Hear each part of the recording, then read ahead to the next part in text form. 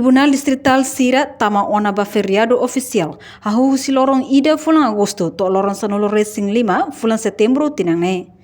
Presidente Tribunal Recurso Deolindo dos Santos informa sontone ba jornalista Sira foi participa reunião ba mini comité revisão ba orçamento ratificativo tina rehurorong lolo racing tolo e a Ministério Finanças aitara claran dele segunda-feira lorong tolo racing ida fulan Julho tinangne.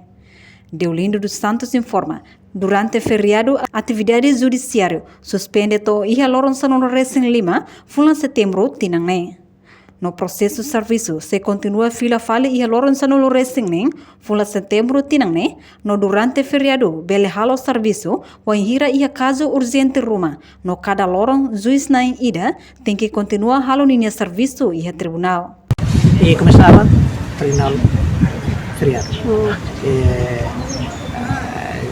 A atividade judicial nela se suspende para a atividade normal, começava então dia 15 de setembro. Significa a atividade judicial.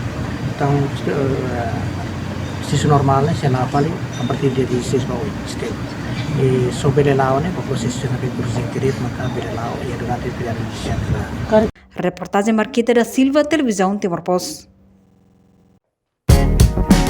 Janela informação by Emma Hoto.